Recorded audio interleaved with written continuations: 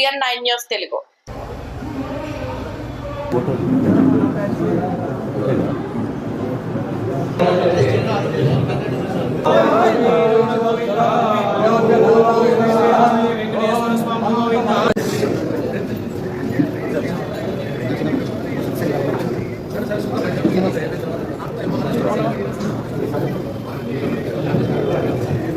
దీర్ఘాయుష్యమస్తు. శ్రీ సోమేశ్వర స్వామి సంపూర్ణ అనుగ్రహ కృపా కరుణాకటాక్ష వీక్షణ సిద్ధిరస్తు. ఇవాళ అర్చక సమాఖ్య నూతన నాయకత్వం అనంతపురం జిల్లా ఏర్పాటు జరిగింది. శ్రీ పుల్లమాచార్యులు గారు ఇవాళ అనంతపురం జిల్లా అధ్యక్షులుగా అర్చక సమాఖ్య అధ్యక్షులుగా ఎన్నుకోబడ్డారు. వారికి నా అభినందనలు.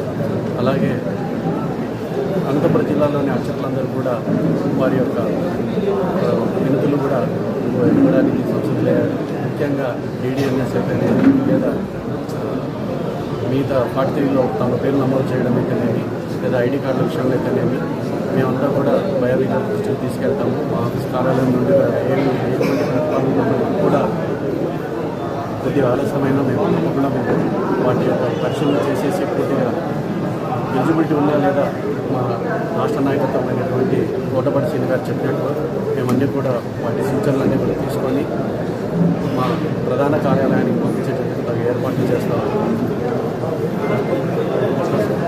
ఏసీ గారు, ఇక్కడ కొంతమంది అర్చకులు మా దగ్గరకు వచ్చిన సమస్య అమ్మ ఒడి పడడం లేదు అంటున్నారు. దాని మీ వివరం ఇవ్వండి. నేను చెప్పాను, గత మీటింగ్లో కూడా చెప్పాను. నేను అమ్మ ఒడి అన్నది మా కార్యాలయం నుంచి మా శాఖ నుంచి వచ్చేటువంటి అమౌంట్ కాదు.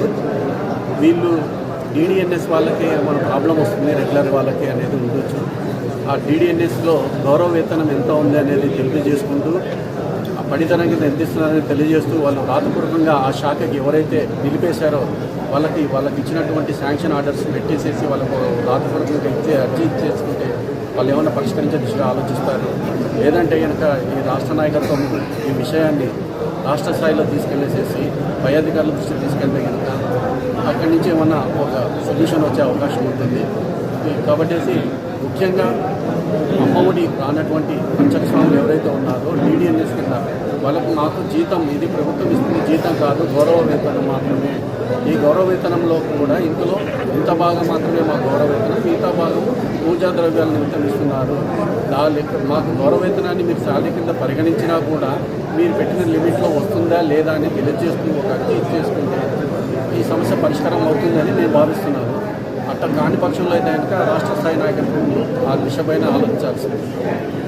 మా శాఖకు సంబంధించినటువంటి విషయం కాదు. మా శాఖ తరఫున రావాల్సినవి మాత్రం రెగ్యులర్గా పడుతున్నాయి. 1-2 కేసుల్లో ఎక్కడన్నా ఇబ్బంది ఉంటే నా దృష్టికి తీసుకొస్తే నేను చేస్తాను.